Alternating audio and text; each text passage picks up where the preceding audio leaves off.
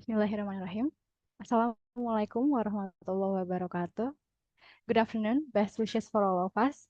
Welcome back to the parallel session of the third Isotobat 2026 International Conference. Isotobat is the conference organized by the Directorate of Strategic Studies and Academic Reputation of IPB University. And let me introduce myself. My name is Nabila, and I will be your Master of Ceremony for today's parallel session under the sub-theme Agriculture, Animal Sciences, Agroforestry, and Agromaritime Innovation. Thank you very much to all the participants for joining us today. And also, it is my pleasure to welcome our moderator for today's session, Dr. Kasita Listiarini. Thank you for joining us today, Ibu. Yeah, you're welcome. Okay, before we begin, please allow me to explain a few important rules for this session. The first one is please change your Zoom display name to the format of paper ID underscore name, and all presenters are required to attend all conference sessions starting from the plenary session yesterday until the end of this parallel session. Co-authors are welcome to join the conference without registration. All participants, including presenters and audience members, are required to complete the attendance form for each session. The Google Form link will be shared by our committee later on. Each presenter will be allocated 10 minutes in total, consisting of 7 minutes for video playback and 3 minutes for the Q&A session. Participants are kindly requested to keep their microphones muted while the presentation videos are being played. And during the Q&A session, participants may share their opinions or ask questions by raising their hand, or you can type it in the chat box. All right, before starting the presentation, I want to invite all the participants in this Zoom to turn on the camera because we will take some pictures of this session. I will wait a second.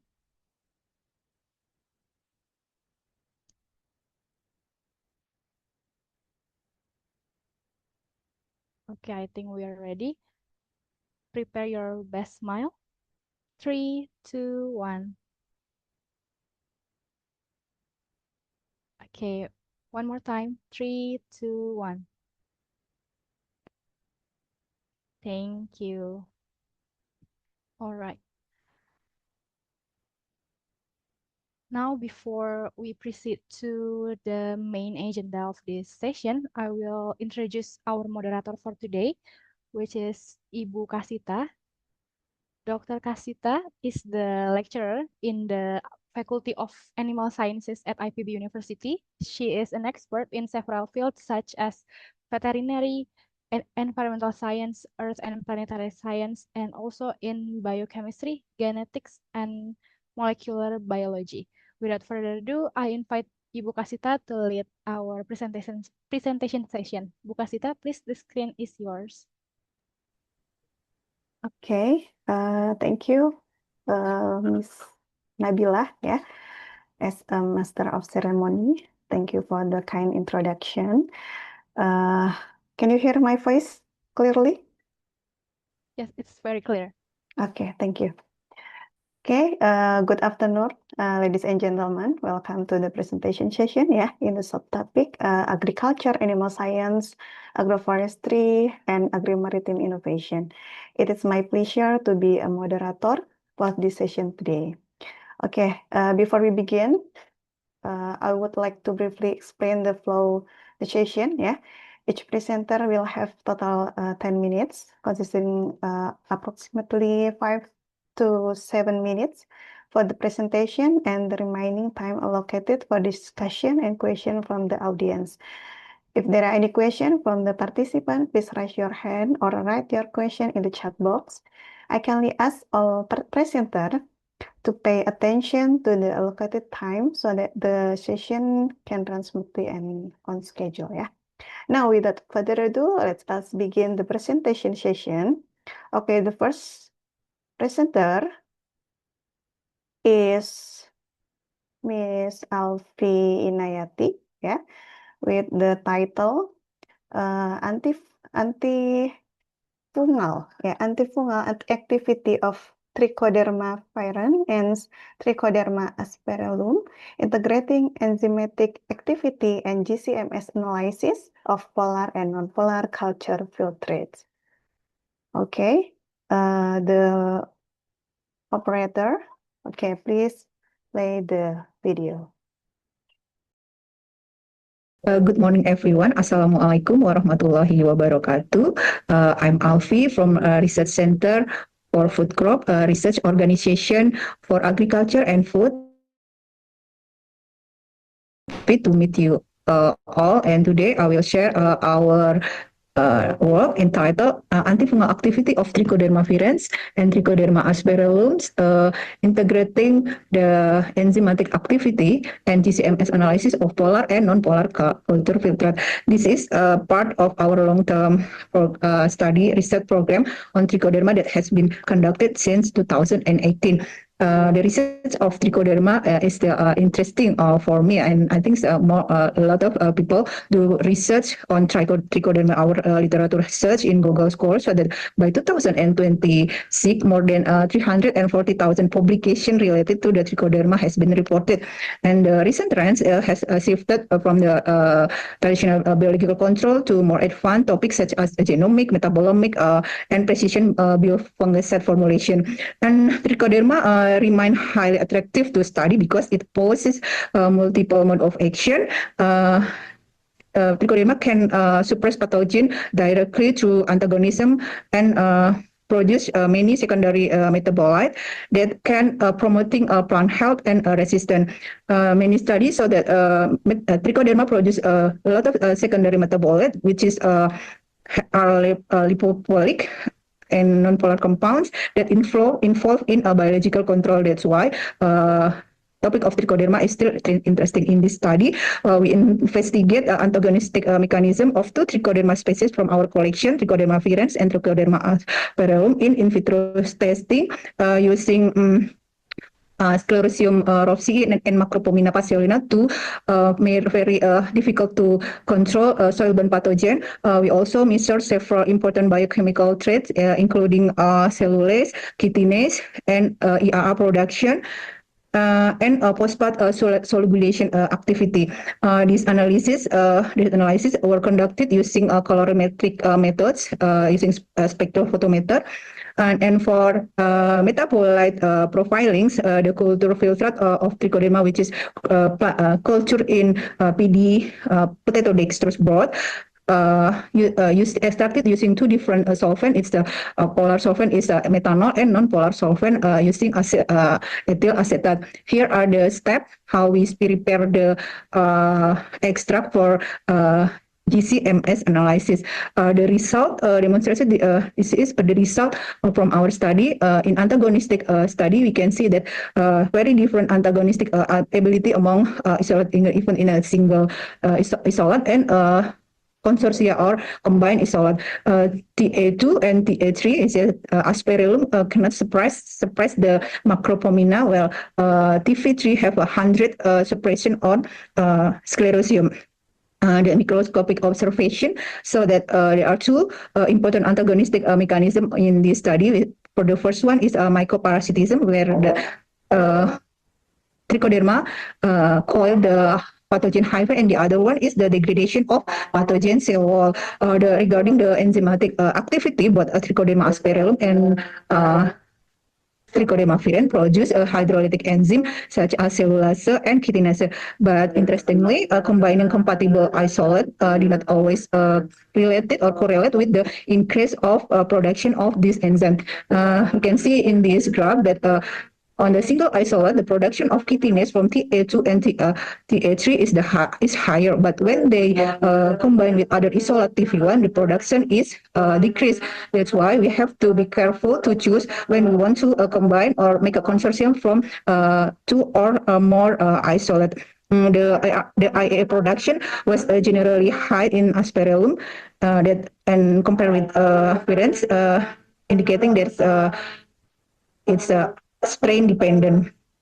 So when we analyze the relationship between the antagonistic activity and biochemical traits using correlation analysis, we can see the interesting result in this. When we analyze the single isolate, there is a negative correlation between the ketone production and the inhibition of pathogen sclerosia and macropomina. But when on the consortium treatment, there is a positive correlation.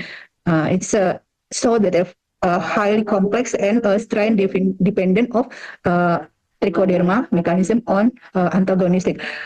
The GCML analysis showed a substantial difference also between polar and non-polar metabolite fraction identified. We also see the difference between two strain or two species that we want to identify.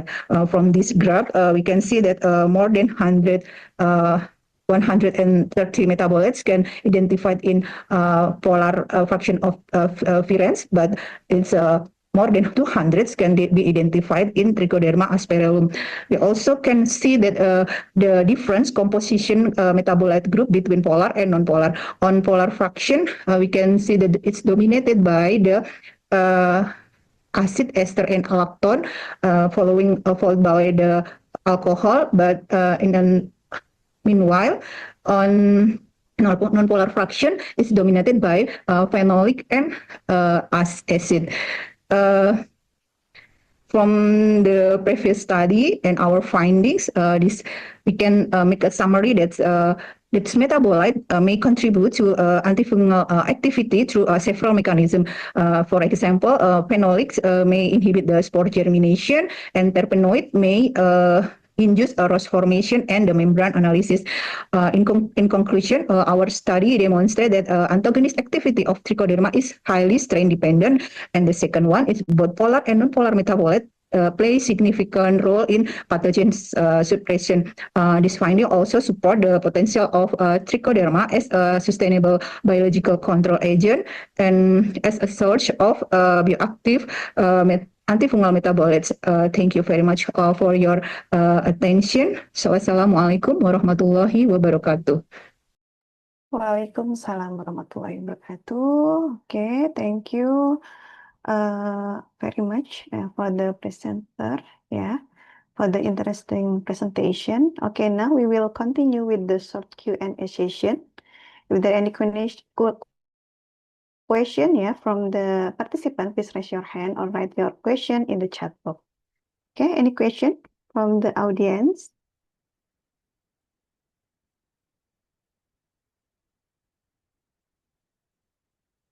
Okay, while waiting for the audience to type the question or prepare the question, I have one question, Ibu Alfi. Yeah.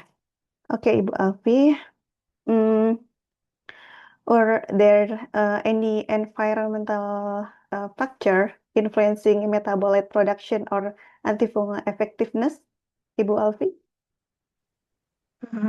Okay, yeah, of course, because the metabolites is not only influenced by the strain, but also from the media. I think so, from the media where the trichoderma is cultured. So I think the composition of the media. It's also the pH and other components and the temperatures, and also influence the metabolites produced by the trichoderma, especially in this study. Okay. What are the advantages of using trichoderma-based biocontrol agent compared to chemical fungicide?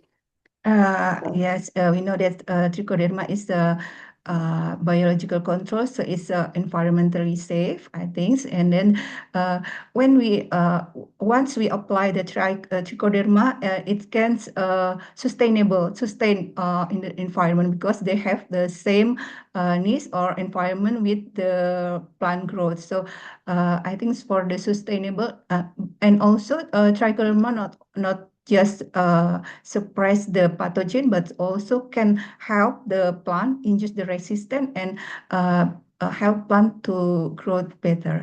It's like that. Okay, thank you, Ibu Alfi. Okay, any question from the audience? If there are no question, maybe we can end this presentation from Ibu Alfi. Okay, thank you very much, Ibu Alfi, for the nice presentation and discussion. Okay, thank you very much. Now let us move to the next presenter. Yeah. Okay, the next presenter is Nur Asbani, Rini Murtiningsi, Alfi Inayati, with the title Niche Competition Between Two Subterranean Early Short Bird of Sugarcane, Chilo infuscatulus and Tetramora cisteraceana. Okay, so the operator, please play the video. Hello everyone, today I will present our study on subterranean behavior and its competition between two major sugarcane oryzoporos, Chilo infuscatulus and Tetramora cisteraceana. The oryzoporos are major sugarcane pests with crop losses up to 45%.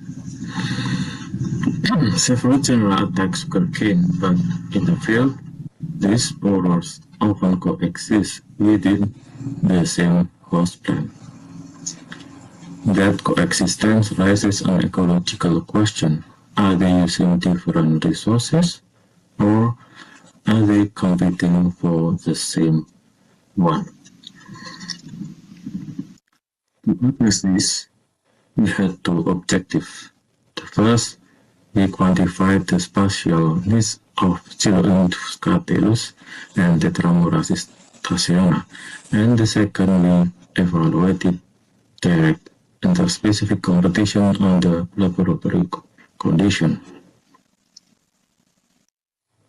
To answer this question, we combine field observation with laboratory competition experiment. In the field, we collected samples and we identified the infestation symptom, the larvae, pupae. Also, we recorded where each border occurred relative to the soil surface and the growing point.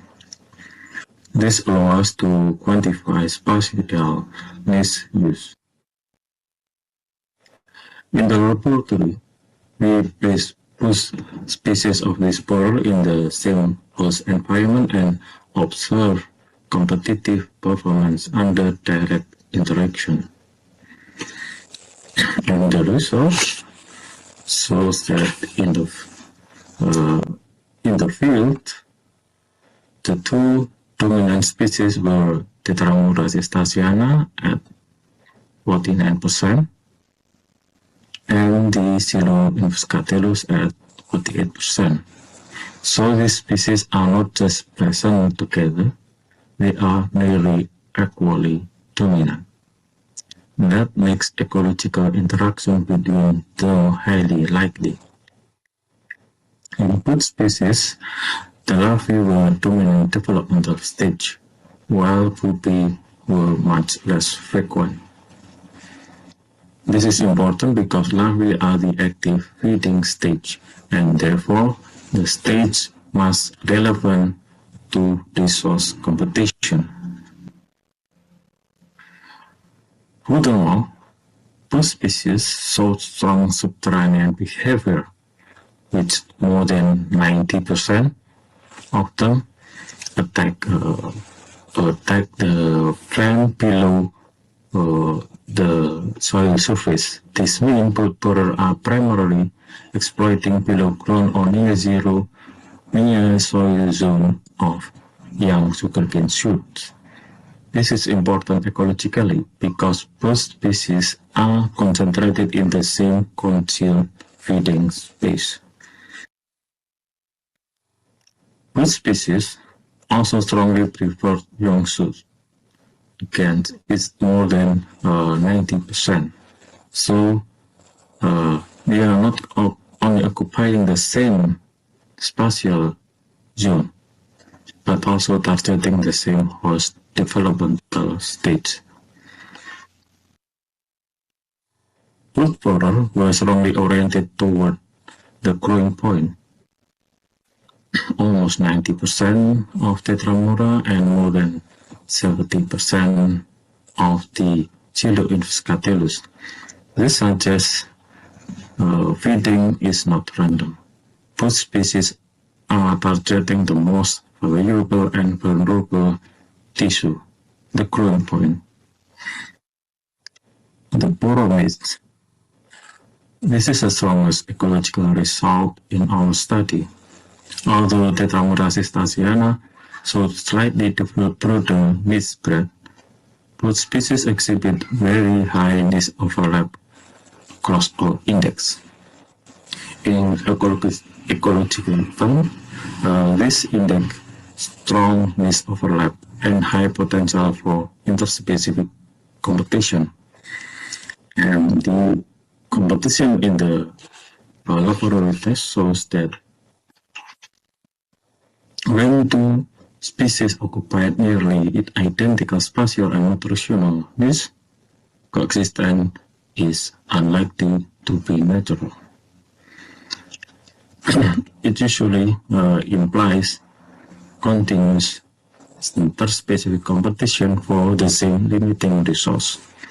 So although this border coexist in the field, that coexistence is likely maintained under competitive pressure. The Chiloinfuscatellus outcompete Tetramura cistasiana by around 80% in the laboratory test. In conclusion, Chiloinfuscatellus and Tetramura cistasiana are the two predominant orisud borers in sugarcane. Both exhibit strong subterranean behavior and exploit the same young sugarcane tissue. This result is substantial niche overlap and intense interspecific competition. And under laboratory condition, the Chiloinfuscatellus shows stronger competitive performance, suggesting it may be the superior competitor under resource limitation. That's our presentation, and thank you. Any question? Okay, thank you, Mr. for the presentation. And now we will continue with the Q&A session. If there are any questions from the participant, please raise your hand or write your question in the chat box. Yeah. Okay. Any question from the audience? Okay. There are any question in chat box from Ibu Sri Widyaningsih? Yeah. Mr. Asbani, sugarcane have two pests in this research. Which is the most dangerous for the plant? Mr. Asbani? Okay. Yeah. Can you hear me? Yeah, Yeah. I Okay. can. Yeah. In our country, in Indonesia, actually, we have no data about this. I took the data, 45% is in India and China, actually. But in the field, I saw a few years ago, especially in the plantain, sugarcane is planted in the plantain for the first and then cut and grows the ratoon. In the first cane, in the plantain, it's dangerous, especially in the plantain. And other species in Pati, I don't know other areas. In the Pati, it's Chiloinfuscatellus. But in other country, sometimes the sesamia. However, in the field I sampled, the two is the most dominant. this border is I started in the early growth of the cane, but in the mature it's different. The cane that has internode in the elongation, fast growing phase is different. The predominant usually Scylosaccharophagous and Auridicilius. It's different. Okay, thank Mhm. you. Thank you. Ibu Sri, has it been answered? Ibu Sri, It is enough. it's enough. Okay, thank you. Okay, thank you. Okay, thank you. Okay, any question from the other participant? So you can raise your hand or you can write in the chat box.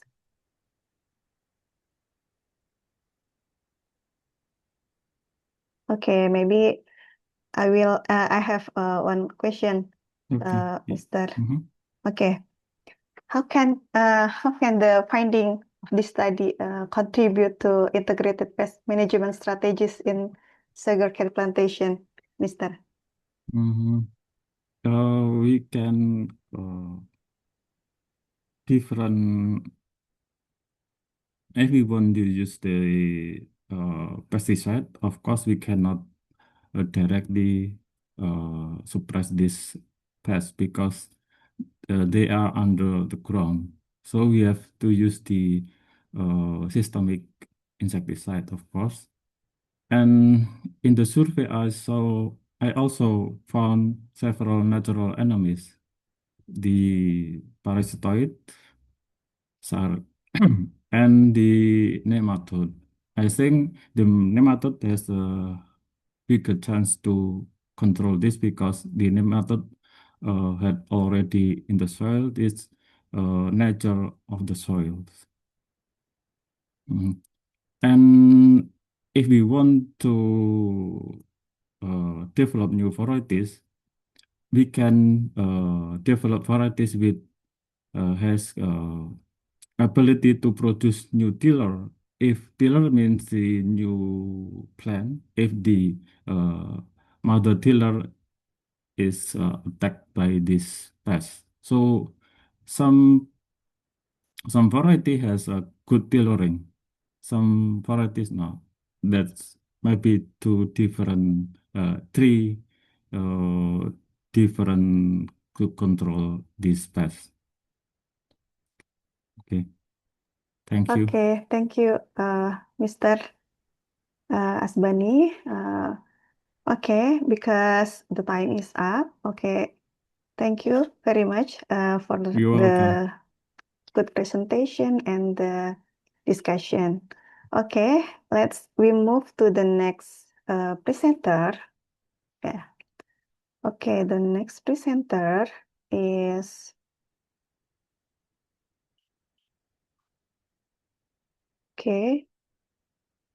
Fitrian Syah Putra, Nono Karsono, Citra Bakti, Fitri Widiantini, with the title Association of Molecular Marker with Anthracnose Lesion Development in Capsicum Fruit Test Can. Okay, the operator, please play the video.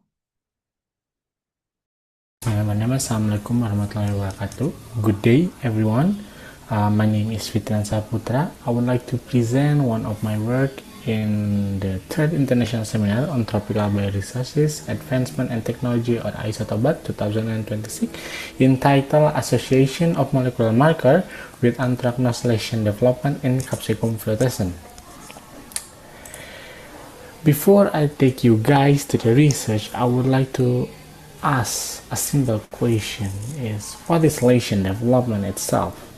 Let's try to see the picture below. As you can see, we have some building. We can call it plant building.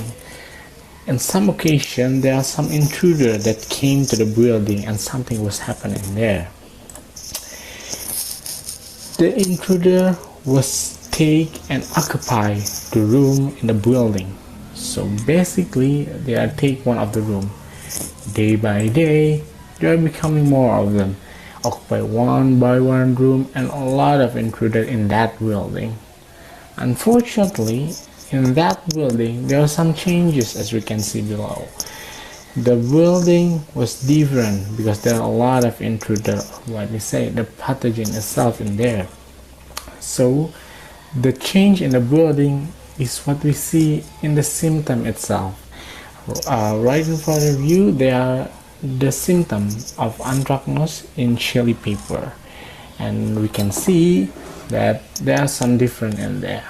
But the plant itself has some secret weapon that maybe can help to prevent this development of the symptom. So the research was focused on cayenne pepper or Capsicum frutescens. One of the problems in the cayenne pepper cultivation is anthracnose, which caused by Chlorotrichum species. Anthracnose itself can reduce yield by up to 80% and 100% as if it occur in rainy season. So it's basically really a big impact. Here's the research and method. The material and method we have in this research was the 10 genotype of cayenne pepper with one isolate of Chlorotrichum gloeoporoides complex. We do some chili fruit inoculation, and we see the lesion development of the symptom development. Besides that, we also do some molecular analysis based on polymerase chain reaction to see if there are any secret weapon as before, or maybe some kind of DNA or gene that was for anthracnose resistance. Here are the symptom development. Each day after the inoculation or day A1, the lesion was getting bigger. As you can see, the day 1 until the day 3 there are a little bit of symptom, but after the day 7 the lesion was getting bigger. The pathogen itself was developed and acquired each room until I show big symptom like I said before. So how to calculate it, how to count it? We use AUDPC, or area under disease progress curve, which is can provide an integrated measure of the disease development and reflect the quantitative resistance or the inhibitory effect of the biotic factor in case disease was Chlorotrichum.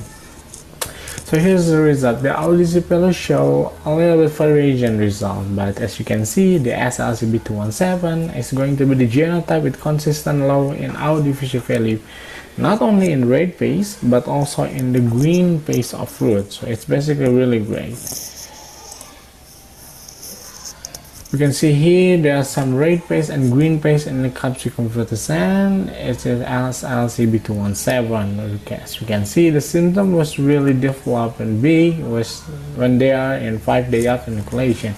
1 and 3 days is not really showing a symptom, but in 5 days a bigger symptom until day 7. Here are the molecular analysis. We use 4 types of primer. The first one in 3,5-2,260, 454, and 507, 35 507. You can see there are some genotype who showing a DNA band which consists a gene sequence that we really hope it was for anthracnose resistance. Later than that, we also have HPMSE032 and HPMSE143. As we can see, we could see the DNA band itself and see there's some kind of gene sequence that really hope it's for anthracnose resistance. As you can see, the molecular band would be analyzed to gain the weight molecular, which can be used for the correlation analysis between those two traits. So here's the first one. Before we go into the correlation, we're going to see if our primer was informative or not. We're using polymorphism information content, or PIC. As you can see, the value was, if it's more than 0.5, it was informative. So it's quite a good primer to differentiate each genotype. Here's the correlation. Unfortunately, we could not see a significant result of correlation, but that's another thing that was great, that HPMSE143 was the only primer that has positive value, even it's really low for AUDPC in the red phase. On the other hand, other primer or other marker was quietly showing a negative correlation. And if you can see, all the molecular marker also we test and we're having some negative correlation. But HPMS E143 is one of the primer that's showing a positive, and it's a good result what they have. So the conclusion is SLCB217 could be selected as a promising genotype because it has the resistance ratio in low, consistent in ODPC value in red and also the green phase. The negative correlation between molecular marker and ODPC value trade show that those markers can detect the gene, especially gene for inhibited the growth of lesion. But one primer we already know has some positive correlation, but because it's not significant, we can see not clearly about the result. And thank you so much for your attention. If you have any question, kindly contact me at my email. Thank you so much for the opportunity. I'll see you any other time. Thank you. Okay, thank you, Mr. Fitriansyah Putra, for the nice presentation. Okay, there are one question in the chat box from me, Ibu Fitri, yeah. Okay, Pak Putra, from the selected genotype, which is SLCB217, what is your planning for the genotype? Is there any target in terms of their low AUDPC value? Okay, please, Mr. Putra. Okay, thank you so much, Bu Kaseta. Thank you for the question, Ibu Fitri. Well, for the SLCB217, I believe that when we are trying to do some plant breeding activity, the one thing when we are selected a genotype, we can select it as one of the promising line as we are doing some breeding activity. When SLCB217 is already has been known for having a low ODPC value, we can use it as one of the parental to be crossing to other chili pepper or to other genotype that showing other good traits, because we can combine them.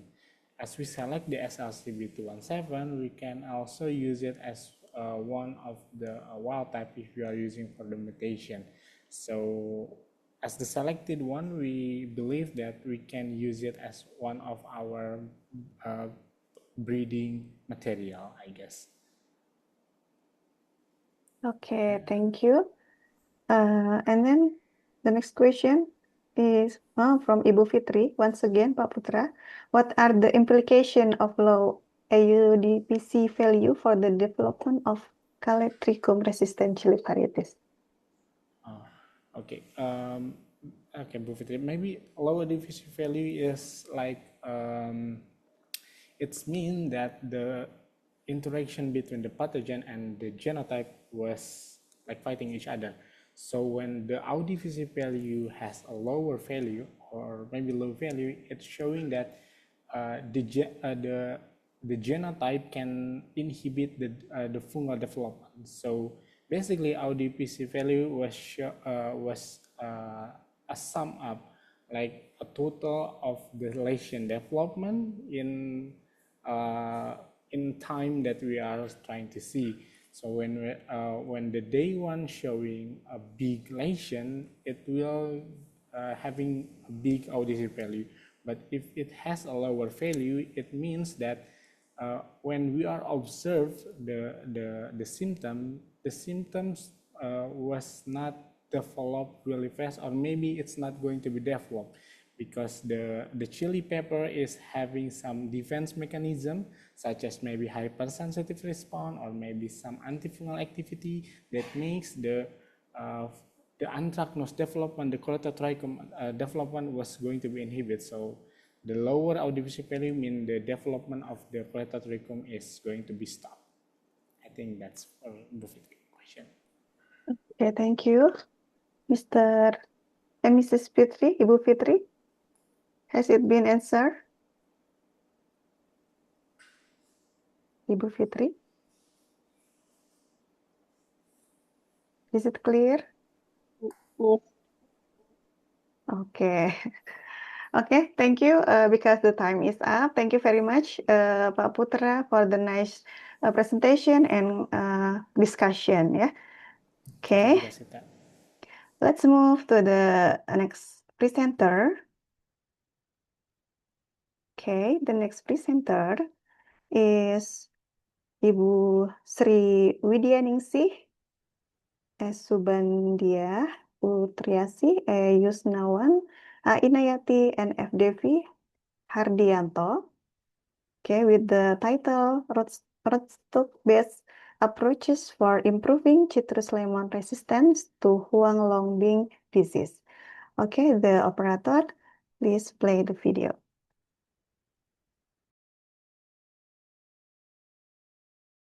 Hey everybody, I am Sri Widyaningsih. I will present about rootstock-based process for improving citrus lemon resistance to Huanglongbing disease. Background: citrus is one of the most important fruit species around the world. In many countries, including Indonesia, this plant is affected by Huanglongbing, a serious disease affecting citrus crop. The Huanglongbing disease caused by Candidatus liberibacter asiaticus. Japanese citron is still the dominant rootstock used in citrus nursery in Indonesia. On the other hand, some citrus nursery use salam for this purpose. Lemon is highly susceptible to Huanglongbing disease, resulting in severe physiological and growth disorder. Huanglongbing disease causes significant reduction in fruit yield and fruit size from the early stage of infection. The study aimed to investigate the response of these two rootstocks, Volkameriana lemon, Carizo, and Troyer Citange, on the development of Huanglongbing in California lemon variety. Methodology: inoculation of Huanglongbing inoculum used two methods. 1. Inoculation using budwood Huanglongbing infected lemon, and 2. Inoculation using peel of stick bud from Huanglongbing infected lemon. As a control were inoculation using budwood and inoculation using peel of stick bud from Huanglongbing free lemon. The parameter of plant height and diameter of scion and rootstock were evaluated every 3 months after Huanglongbing inoculum inoculation using peel of stick bud. Morphological and biochemical parameters were also investigated. Result: the table shows the effect of different treatment combination on plant height. The result indicates that plant height was influenced by the rootstock variety and method of Huanglongbing inoculation. Plant height was influenced by Huanglongbing disease transmission model.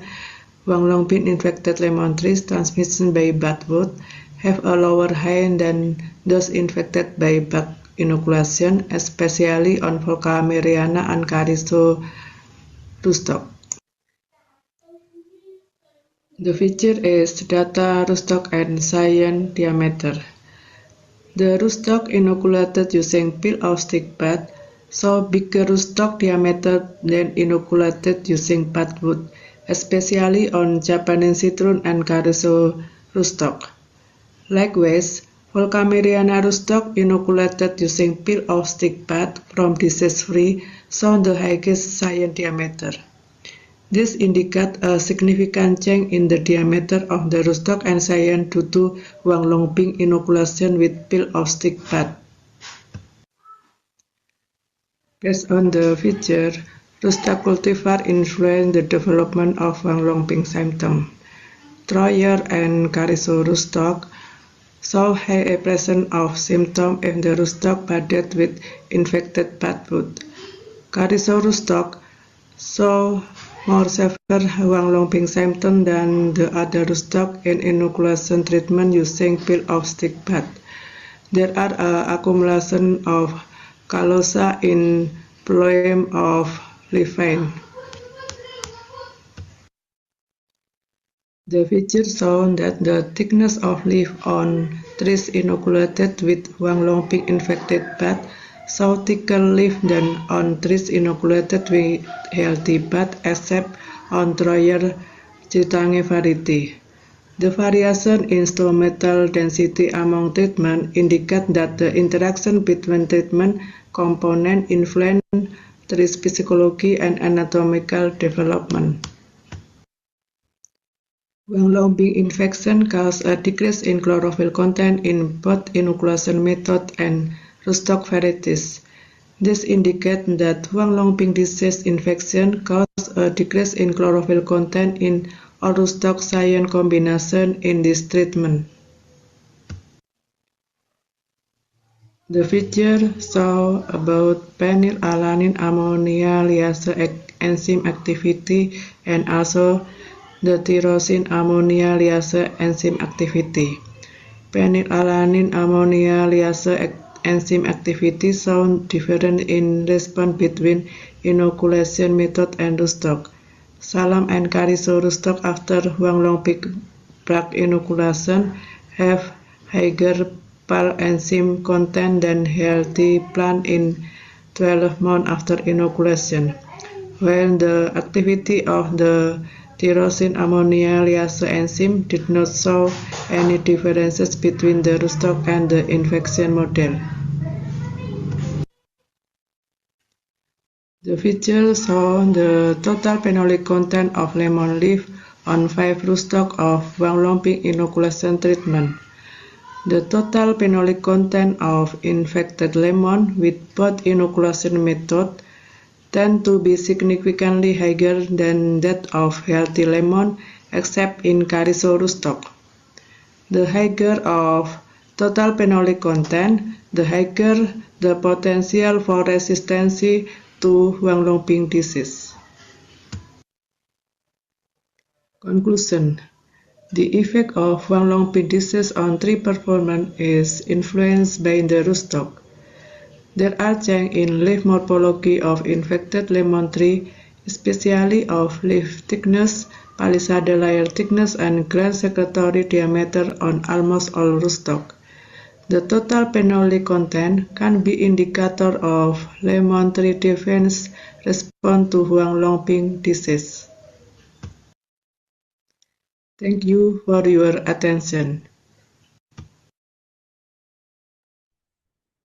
Okay, thank you, Ibu, for the nice presentation. Okay, now we will move to continue with the Q&A session.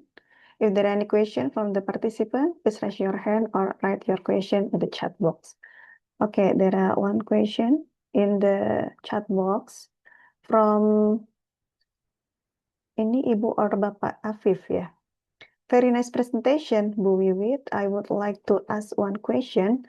Why rootstock is important for Huang Longbing disease? What the main role of the rootstock itself? Thank you. Bu Wiwit? Yeah. Yeah, thank Okay. you, Ibu Kasita, and thank you, Ibu Afif, for the ask question. Rootstock is important thing for citrus industry because in the citrus industry we don't have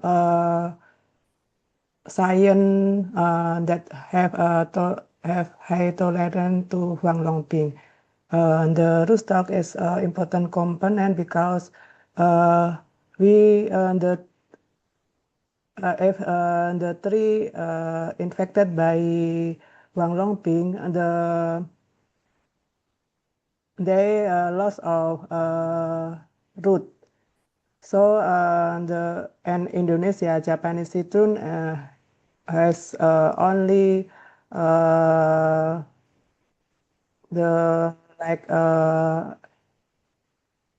that have the Japanese citrus have the single tap root, not a spreading root. So the nutrition of the plant because the infected of Huang Longbing make the trees more safer than when we use another roots.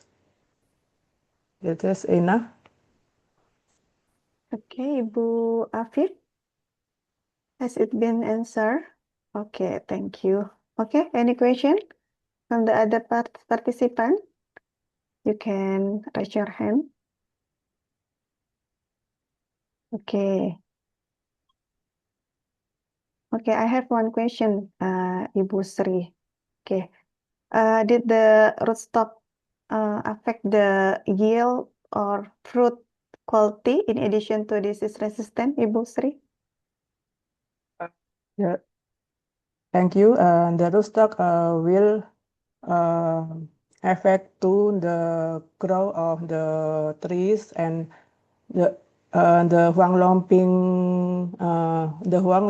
will affect to productivity and also the quality of the fruit because the symptom like greening, loss of root and blotching mottle, asymmetries of the fruit and bitter of juice, and also they make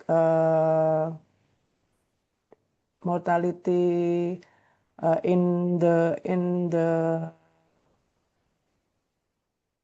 pada saat yang pendek gitu. Okay, thank you, Ibu Sri, for the nice presentation and discussion. Thank you very much because the time is up, yeah. We will move to the next presenter. Okay. Okay. Excuse me, Ibu Kasita. Yeah. The next presenter, Miss Putri and team, is Yeah. actually inform us that they cannot join this Zoom because they have something to do. Is it okay if we just watch their video presentation without the discussion? Okay. It's okay. Okay. All right.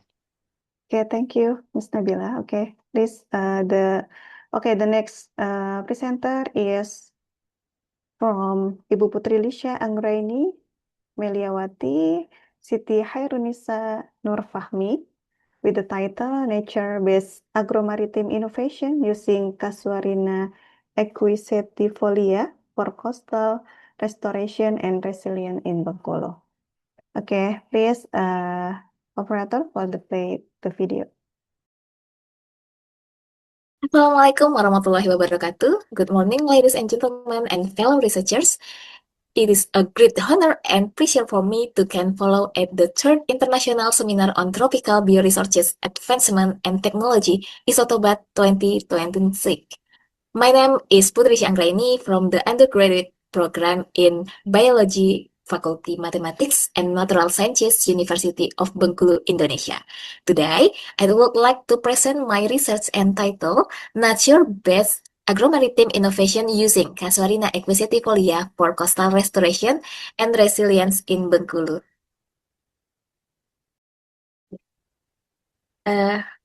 Ladies and gentlemen, this research was conducted because coastal ecosystems in Bengkulu are increasingly threatened by coastal abrasion, climate change, and sea level rise and human activity. This environmental pressure cause ecosystem degradation and reduce coastal resilience. Coastal vegetation has an important role in protecting coastal area because it can stabilize sediment, reduce erosion, and support biodiversity. One important species is Casuarina equisetifolia, which has high tolerance to salinity, sandy soil, and strong coastal winds. Therefore, this species has strong potential as a pioneer species for coastal restoration. This study also applies a nature-based solution approach combined with agro-maritime innovation, integrating ecological restoration, sustainable coastal management, and community involvement. However, previous studies mostly focus only on vegetation structure, while studies integrating vegetation dynamics with nature-based coastal restoration are still limited. Therefore, this research aims to examine the ecological role of Casuarina equisetifolia and develop a nature-based agro-maritime innovation model to support coastal restoration and resilience in Bengkulu. And based on the research background, This is a study focused on three main research questions. The first, what are the structure and composition of estuarine vegetation in the coastal area of Bengkulu? Second, what is the ecological role of Casuarina equisetifolia in coastal restoration and resilience? The third, how can nature-based agro-maritime innovation be developed to support sustainable coastal management in Bengkulu? Therefore, the objective of this study are to analyze the structure and composition of estuarine vegetation and to examine the ecological role of Casuarina equisetifolia and to develop a nature-based agro-maritime innovation model for coastal restoration and resilience. This research is expected to provide scientific, practical, and social benefit, especially in supporting ecosystem restoration, sustainable coastal management, and community resilience in Bengkulu. Ladies and gentlemen, this study used a quantitative descriptive approach with a non-destructive method to analyze vegetation structure, composition, and dominance in coastal ecosystem. The research was conducted in two estuarine sites in Bengkulu, namely Muara Cemara and Muara Kualo, from November to December 2025. And sampling was carried out using purposive sampling with a 100-meter line transect and nested sampling plots. Vegetation was approved for growth stage, seedling, sampling, pole, and tree, with Casuarina equisetifolia as the key species of interest. Several environmental factors were all measured, including air temperature, humidity, soil pH, soil moisture, light intensity, and salinity. The data we are analyzing using quantitative ecological parameter, namely density, frequency, dominance, and the important value index to determine the ecological role and dominance of its species. Ladies and gentlemen, the result of this study show that a total of 29 species from 21 families were identified in the two estuarine sites, namely Muara Cemara and Muara Kualo. Muara Kualo had higher species richness compared to Muara Cemara, indicating a more stable and diverse ecological condition. The study also found that Casuarina equisetifolia was the most dominant species at all growth stages and had the highest importance value index in the both sites. This confirmed the Casuarina equisetifolia play an important ecological role, a pioneer species for coastal restoration because it can stabilize sediment, reduce erosion, and tolerate extreme coastal conditions such as salinity and strong wind. In addition, environmental factors as anthropogenic pressure were found to influence vegetation dynamics. Muara Kualo show better environmental conditions, while Muara Cemara experienced higher human pressure, which affected vegetation structure and species richness. Based on the finding, the study highlight the strong potential of Casuarina equisetifolia as part of nature-based agro-maritime innovation model for sustainable coastal restoration and resilience in Bengkulu. Ladies and gentlemen, in conclusion, this study showed that Casuarina equisetifolia has a significant ecological role in coastal restoration and resilience in Bengkulu. The species are proved to be highly dominant and effective in stabilizing coastal ecosystem, especially in area affected by abrasion and environmental pressure.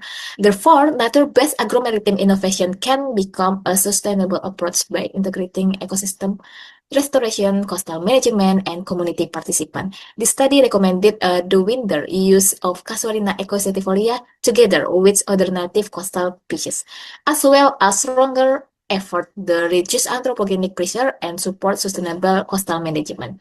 Finally, I would like to conclude with one important message.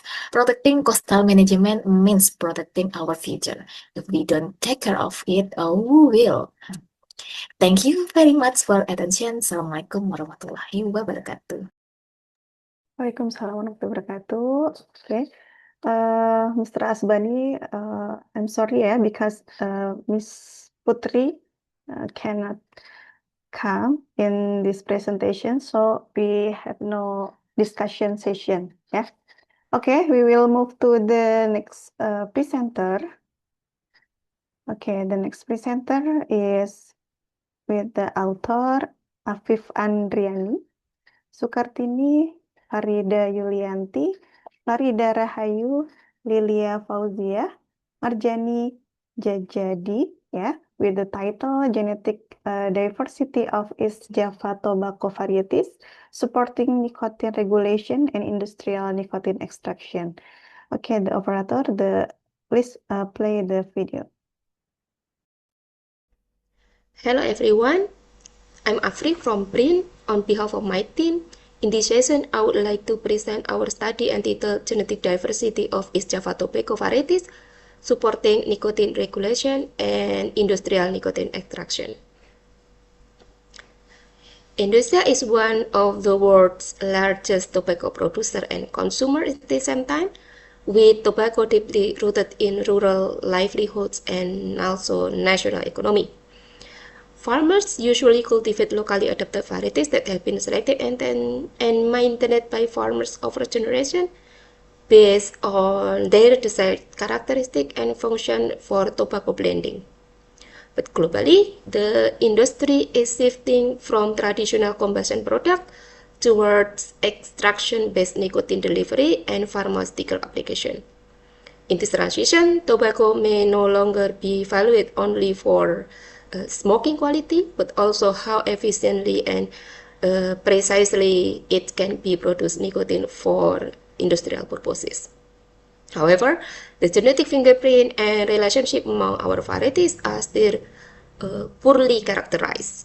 Without a clear genetic identification, breeding program become less efficient, variety protection become difficult, and industrial targeting become limited. Therefore, the objective of this study was to characterize the genetic diversity of tobacco varieties using SSR markers. In this preliminary study, we analyzed 31 of prominent tobacco varieties from East Java using 11 SSR markers for genetic fingerprint and varietal differentiation.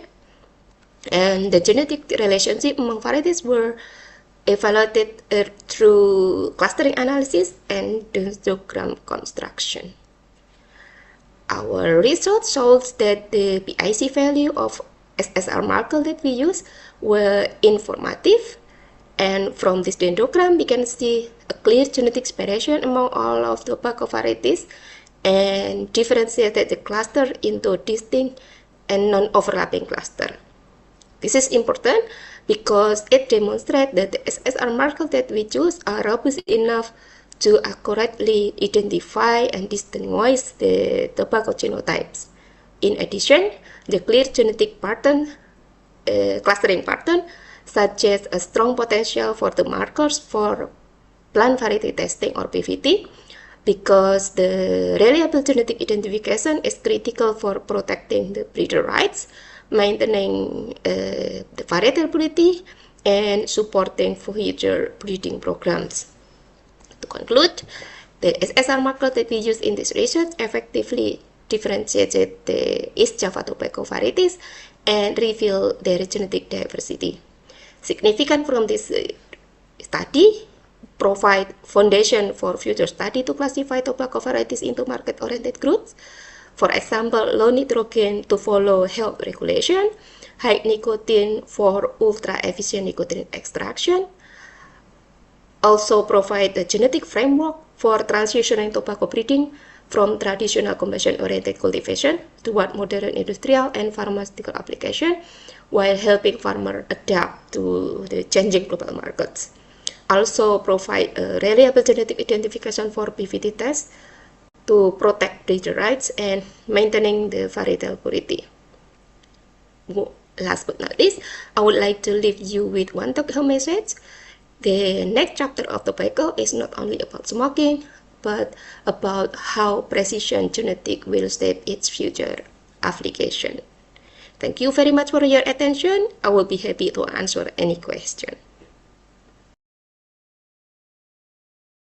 Okay, thank you, Ibu Afi, for the nice presentation. Okay, now we will move to the Q&A session or discussion session.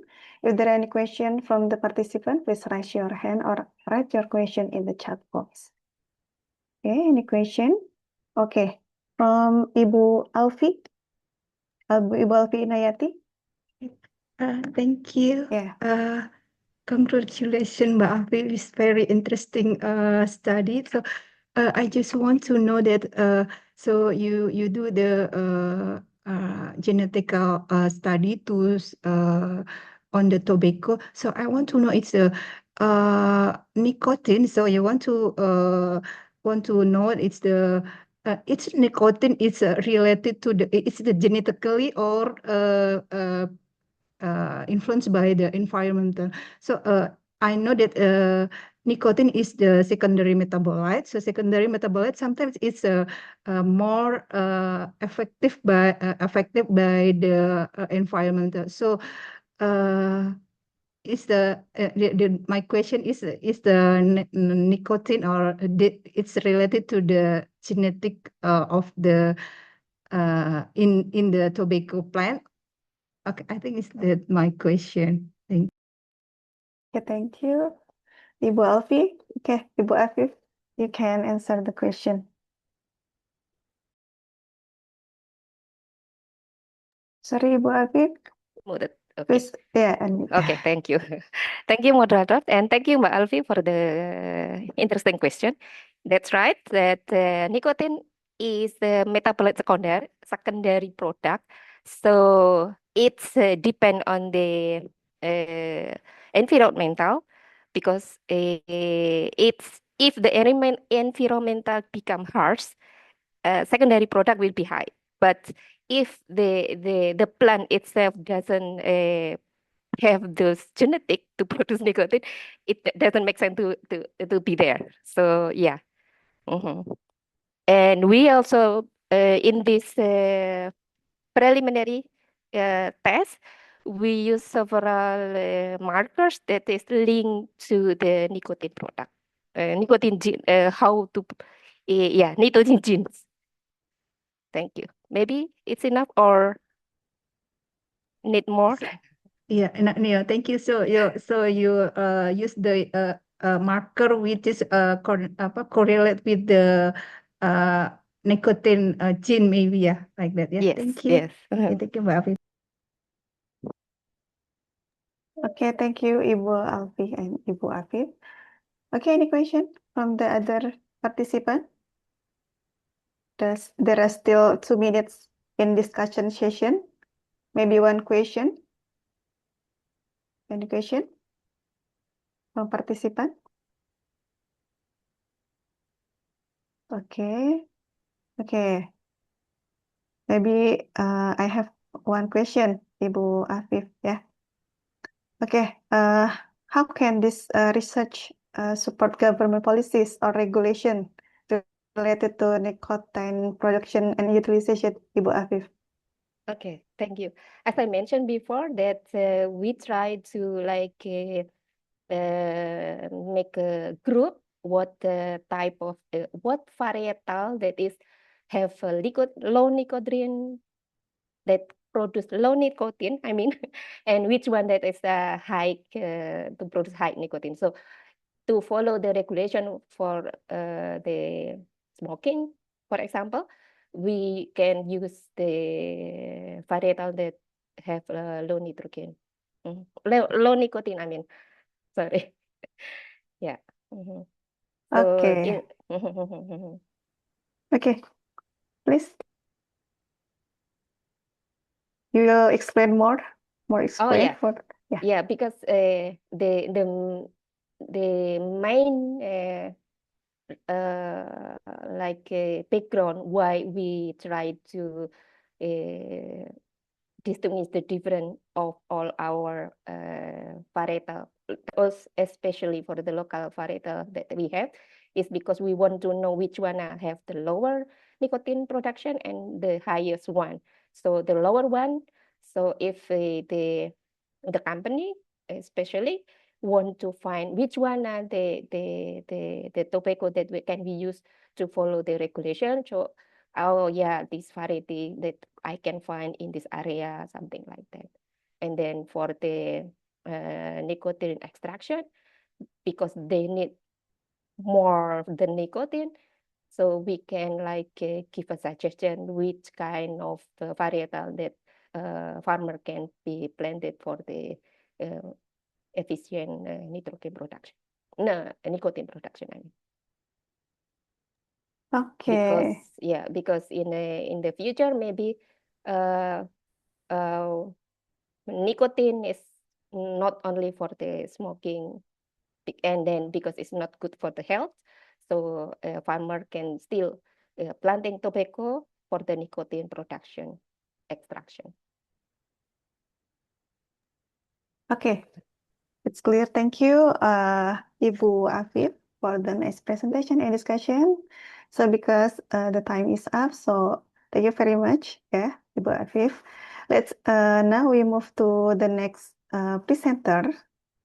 The next presenter, the author is Ibu Suci Indah Putri, Zozi Aniloinoli, and M. Idris, and the title is Effect of the Different Concentration of Indole Tributyric Acid, or IBA, on adventitious root induction in Thalinum fruticosum L.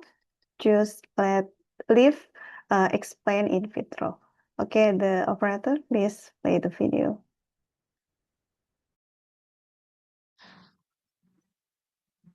Assalamualaikum warahmatullahi wabarakatuh.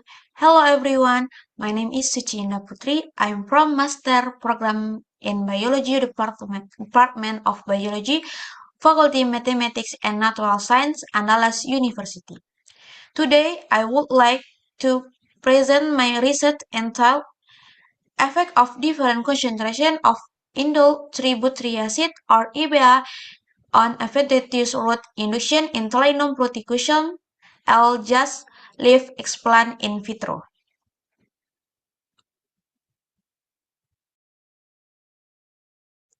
Thalinum fruticosum, also known as Japanese ginseng, is a medical plant rich in secondary metabolites such as saponin and stigmasterol, which have various biological activities. However, this plant has a major limitation as it grows slowly and requires about 3 to 4 years to reach optimal metabolite production.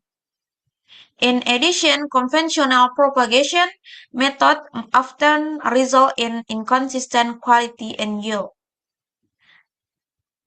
Therefore, in vitro culture, particularly adventitious root culture, can be used an alternative approach to improve metabolite production. This study aims to evaluate the effect of indole tributyric acid, or IBA, on adventitious root induction from leaf explant of Thalinum fruticosum.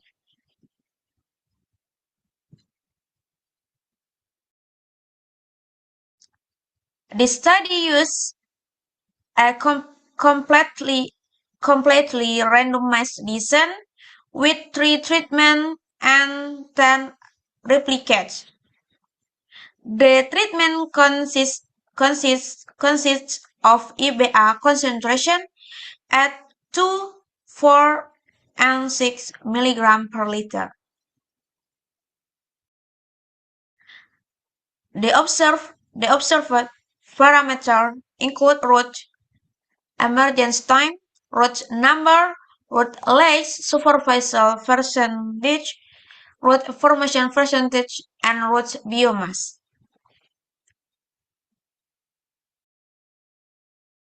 These slides show the experimental design of this study. For the first process, start from left explain preparation, and then followed by surface sterilization, and then they explain their culture on MS medium supplements with EBA at different concentration, and then after incubation under control condition after 30 days, and then data were collected on root parameter.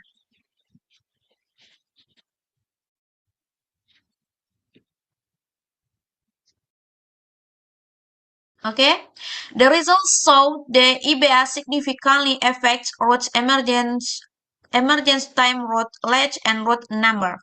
The best performance was observed at 2 mg per liter EBA, where roots emerged faster with higher root number and longer root length. In addition, all treatments saw 100% for survival and root formation. However, no significant effect was observed on root biomass.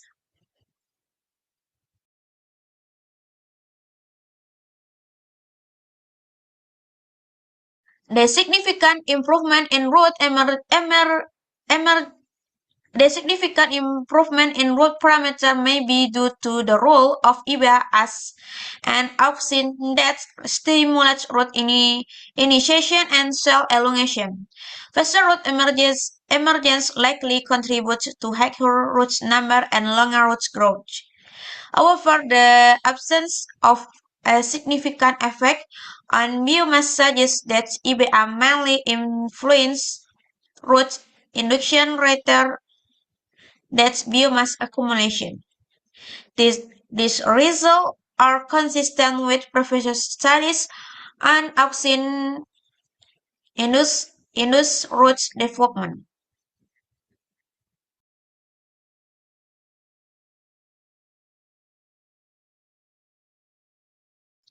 In conclusion, EBA significantly affect adventitious root induction in Talinum fruticosum.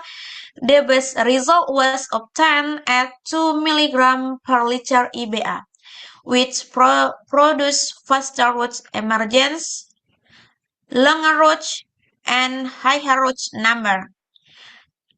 Therefore, EBA can be effectively used to enhance adventitious root development. Okay, thank you for you all for your attention, and I want to closing this presentation, and I want to say Assalamualaikum warahmatullahi wabarakatuh. Waalaikumsalam warahmatullahi wabarakatuh. Thank you for the nice presentation, Ibu Suci. Yeah. Okay, now we will move to the short Q&A session or discussion session. There are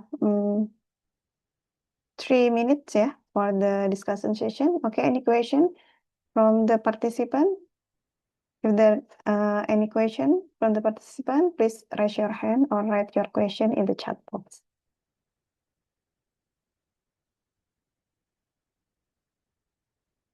Okay, while waiting for the audience or participant to prepare their question. Okay, I have one question, maybe Ibu Suci. Yeah. Okay, what physiological mechanism are involved in IBA-induced root formation? There are physiological mechanism, Ibu Suci, are involved in IBA-induced root formation? Yeah, thanks, Ibu Kasita, for your question. Yeah, this induction for propagation in the root in the adventitious root. Well, can you explain what is how the mechanism in the IBA involved? For mechanism, this look like a physiological plan, especially for in vitro. So for mechanism,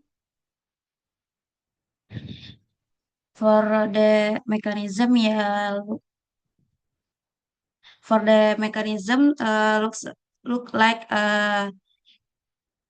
sorry, this mechanism uh, ibu asking for mechanism specially or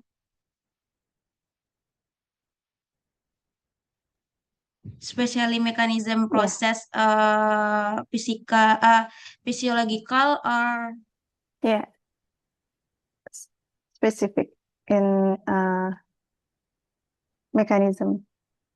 okay, for mechanism, so in auxin is hormone for induction advantage route, especially for mindset advantage route. So this hormone auxin, uh, especially IBA, this make two two two route in the this plan.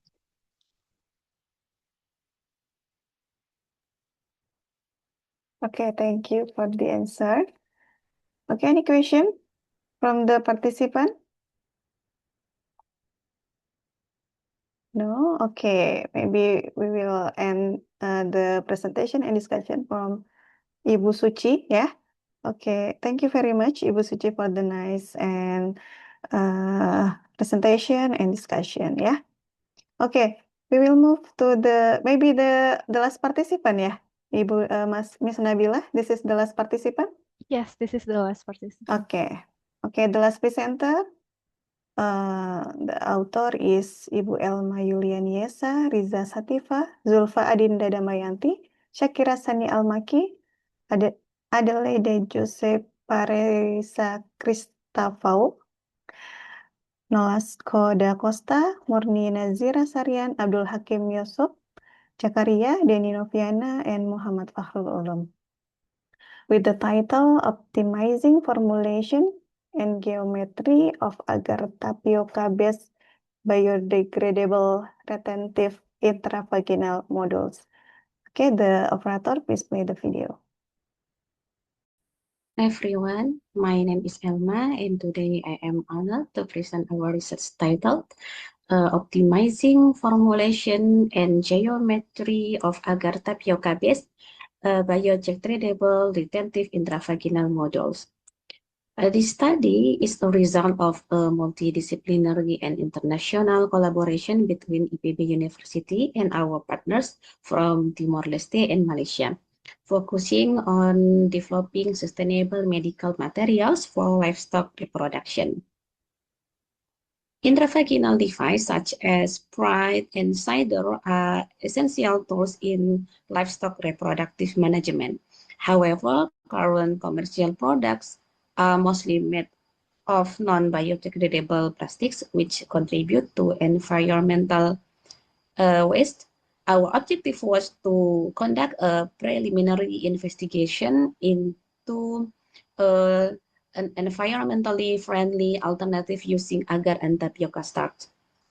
We examined how variations in material formulation and design geometry affect the physical stability of the models. The ultimate goal is to maintain the product structural integrity within the reproductive tract throughout its intended lifespan. In our formulation experiments, we utilize a hydrocolloid base of agar and tapioca starch, modified with plasticizer, especially glycerin and polyethylene glycol, to enhance flexibility. We also explored polycaprolactone modification.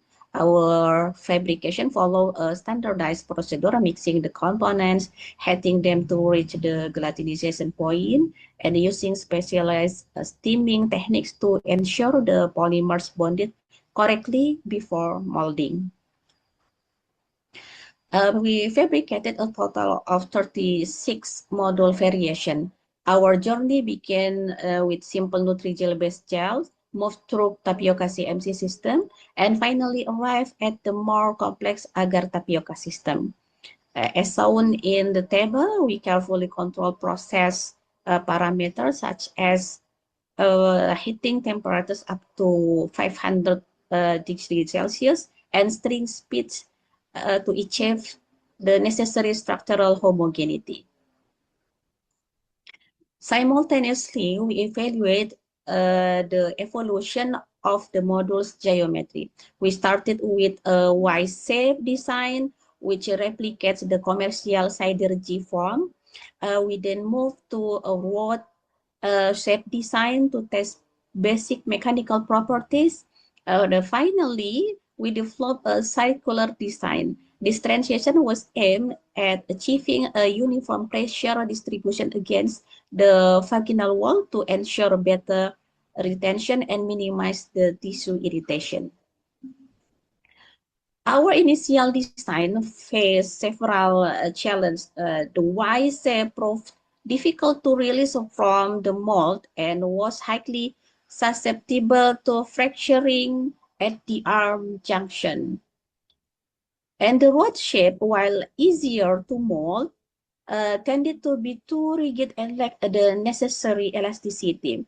We also observed formulation issues such as sedimentation when ratio were unbalanced. We can see that there is a flow sediment in the middle of the module and the color of the module is not homogeneous. The table 2 summarizes this technical failure. In the early phase, failure were caused by senolysis and rapid gel retrogradation. In the PCL hybrid system, we encountered phase incompatibility between the organic chloroform and the water-based hydrocolloid, resulting in a porous and brittle matrix. And this failure taught us that suboptimal concentration of plasticizer leads directly to mechanical failure during bending. The breakthrough of this study was module number 36. This module combines the circular geometry with an optimized agar tapioca glycerin ratio, finalized through a high temperature steaming technique. As you can see in the image, module 36 demonstrates the superior flexibility. It remains intact and damage-free even after rigorous manual bending tests. It achieved a high degree of structural homogeneity and demonstrated the most consistent physical stability among all 36 variations module. To conclude, our study shows that the synergy between an agar tapioca hydrocolloid base and a circular geometry holds great potential for development of biodegradable intravaginal implants. We found that standardized fabrication technique, especially the heating and steaming protocols, are the primary keys to ensuring product stability and performance. Thank you for your attention. This research was made possible through the support of our international collaborators and IPB University. I am now open to any questions or feedback you may have. Thank you. Okay, thank you Ibu Elma for the interesting presentation. Okay, now we will continue with the Q&A session. If there are any questions from the participant, please raise your hand or write your question in the chat box. Yeah. Okay, there are 3 minutes for the discussion session. Any question from the participant or the audience? Okay, while waiting for the audience to prepare the question, maybe I have one question, Ibu Elma. What the challenges were encountered during fabrication and optimization of the modules, Ibu Elma? What is the challenges? Hello, Ibu Okay, Ilma. thank Okay. you, Ibu Kasita. There are more challenges when we try to produce this model, especially with the ingredient, with the combination, with the temperature, and um, how to steer. Maybe it's all the challenges when we try to produce this implant. Can you explain more detail, maybe in one parameters that the challenges? Okay.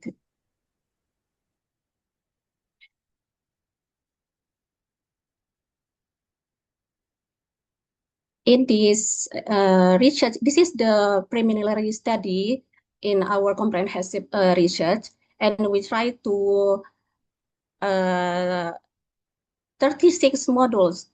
There are 5 phase when to produce this implant, and the challenges is the technique when we try to combine the ingredient with the glycerin, with the PCl, with the polyethylene glycol, and so many failure when we try to produce the implant. And from the module 1 to module 36, the module 36 is the best module we try because the module 36 have a superior flexibility. It remains intact, damage free even after rigorous manual bending, and hopefully when the module inserted to the vaginal, the animal vaginal, like sheep vaginal, hopefully the implant will be sustained and it not be easily to push out.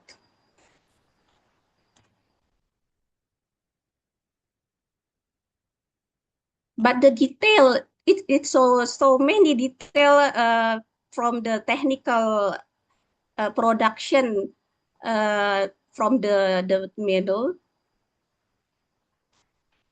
Maybe you can say the